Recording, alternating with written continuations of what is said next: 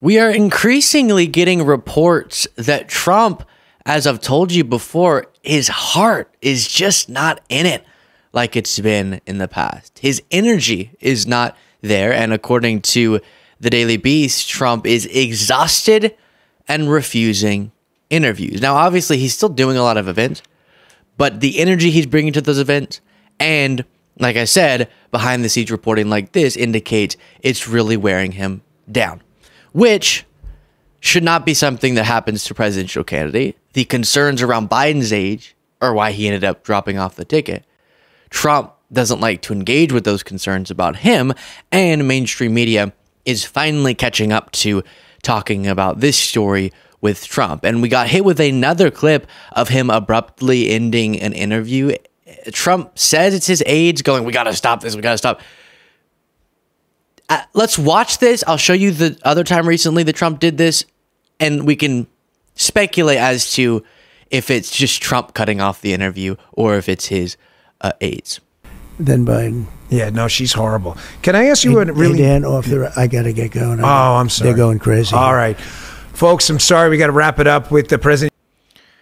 The president of the United States is always how they describe him. That's not... He's a former president, and you could describe him as Mr. President when you're addressing him. It's so strange. The president of the United States is currently Joe Biden.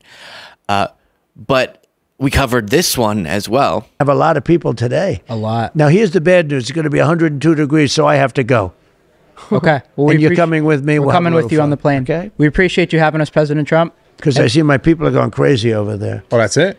At a certain point, you don't mind if they go crazy, but then you say, okay, it's time to go. Time to go, right? Okay. Like you told us back in the day, never. Again, it's understandable for someone, especially of his age, to get tired doing this. But given that MAGA refuses to engage with the concerns they were very willing to discuss as it pertained to Joe Biden, there is some hypocrisy there. And we should, I think this is extra emphasized by the fact, which should be pointed out, that Trump's not releasing his medical records, as Vice President Kamala Harris has done, which means we can say, that's weird. You're not being transparent. Release your medical records. And we want to know what's going on health-wise. Kamala HQ did say, "You good?" to Trump. Based on the Political Report, an exhausted Trump says no to another interview. He canceled that CNBC interview. He canceled the 60 Minutes interview. And I think especially whenever it's going to be a hard-hitting one, he is increasingly not up for it. And that's abundantly clear. Before getting to another interview clip that's kind of difficult to watch and listen to, when I see those first two clips, I know that staff of a candidate will be going, we got to wrap up, because they got a lot of things to get to and all that. All right. You fit these little interviews in the perfect little slots of time as we're getting closer and closer to the election. But all the other times I've seen this happen, it's the host you'll see will look up and be like, it looks like your staff wants us to wrap up. Because if they're actually, quote unquote, going crazy, the host would notice.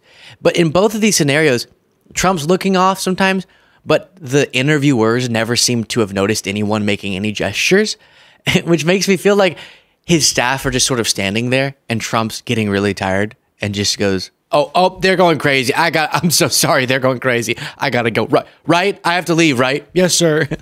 But either way it goes, an interview that he will stay for is one where the interviewer, this guy is Tyrus, he is just sucking up to Trump so much.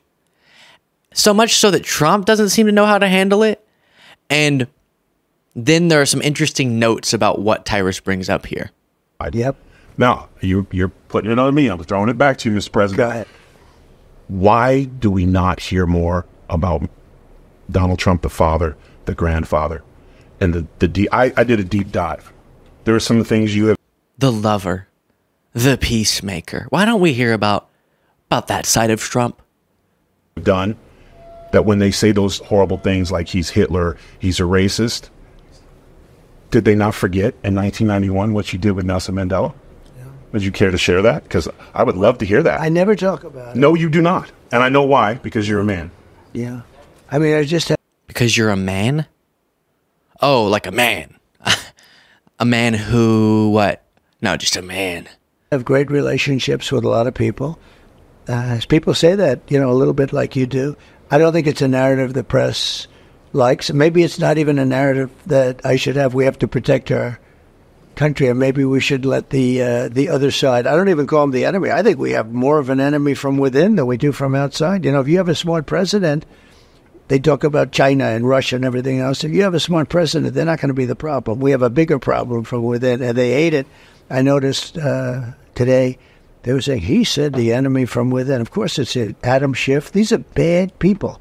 These are sick people and bad people, and it's true. But I think it's a narrative that they don't like, frankly. Imagine that. Imagine being asked, you know what you did with Nelson Mandela? And I'll get to what that is in a second here, and Trump goes, yeah. You know, it's a narrative the media doesn't want to tell about me, and maybe I shouldn't tell it about me because the enemy within. What? How do we get back there so quickly? What is wrong with your brain? Why are we talking about the enemy from within again? I think the fake news, a term I think. By the way, please do remember to click that subscribe button. Jaden just reminded me. I forgot to do it earlier. We are charging towards 1 million subscribers. I'd appreciate your help.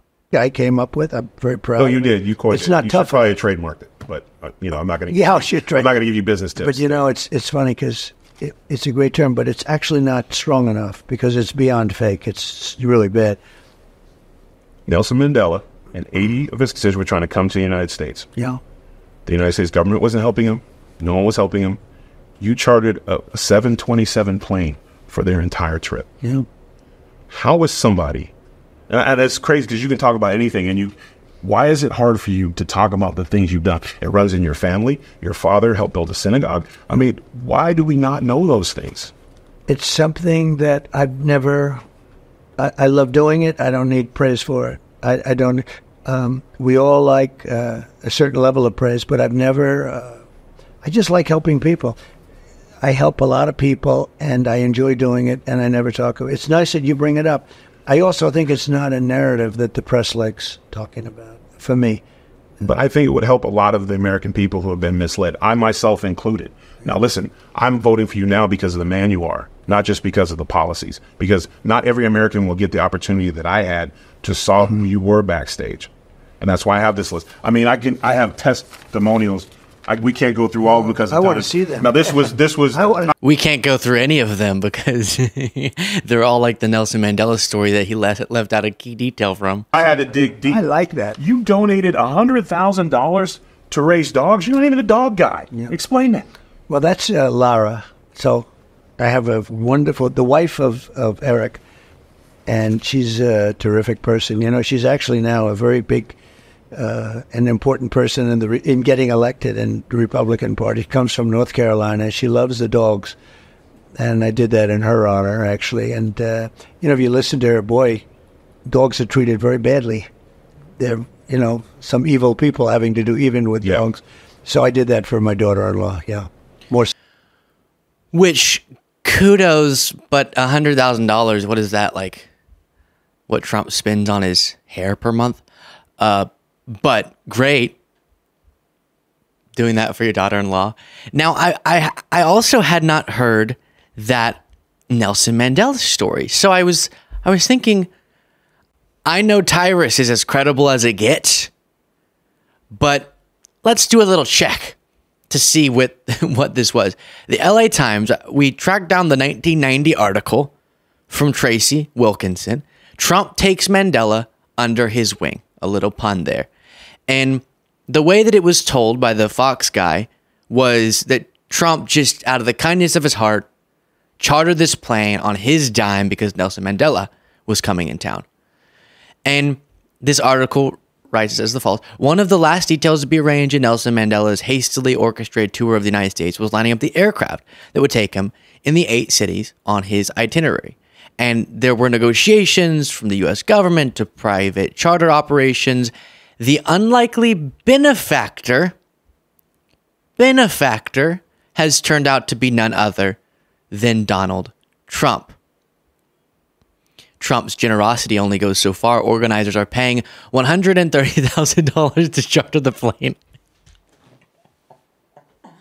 Okay, so I'm reading this, I'm thinking, wow. I mean, I'll tell y'all if that story's true because it's a good because I'm going to be honest with you. Look, Tyrus was right. I was reading this paragraph and I was thinking, it's an interesting word to use, benefactor. If Trump did this on his own dime, reading, wow, yeah, 80 people, that part of the story, 727. And then you get down to they paid for it. So, yeah, I'm sure Trump's fine with people chartering his plane for a cost.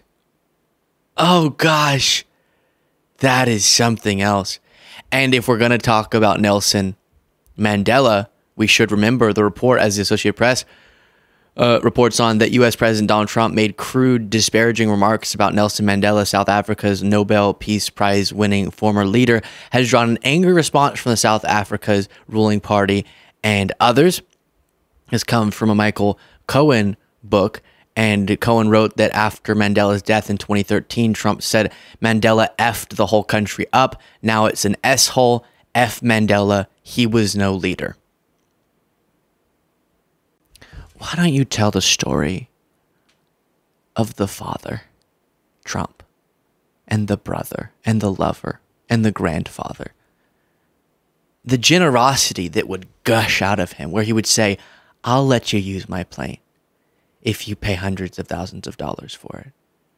Why don't you tell that story, Donald? Why don't you tell a story that would lead people to go, yeah, didn't you say some horrible things about Nelson Mandela? But then you praised how strong and effective of a leader Adolf Hitler was? I don't know, Tyrus, if that is the story Trump wants to be told. But even watching Trump getting asked the softball of all softballs, why? Imagine that. Imagine you're a presidential candidate. Kamala Harris did the Fox News interview. Every question was Brett Baer desperately trying to catch her in something. And she's sitting there, boom, boom, boom. And she knew it was going to be like that. Think about how stressful that is, how nerve-wracking. Imagine sitting down and you're tense and you're thinking, all right, I got to nail this. I'm a presidential candidate. Whatever question comes my way. And they go, why don't you tell people how great you are? Whew, well, that's an easy question. But Trump even messes up that one and answers about the enemy from within instead of just going, yeah, I'm a great guy. Instead, he goes, oh, well, you know how you're saying it's unfair for the quote-unquote fake news or for liberal media to call me dangerous and say that I'm threatening people? Well, let me demonstrate their point right here, right now. Maybe this is why either Trump's choosing or his aides are choosing to cut off these interviews a little bit short and abruptly. Because if even on those questions he fails, then yikes is my conclusion. Let me know what you thought in the comments. Support the show. Get the bonus show by clicking that join button below. Tell me, by the way, in the comments, should Trump tell these heartwarming stories like how $130,000 was paid to him to charter his plane? Just the generosity. It's stunning.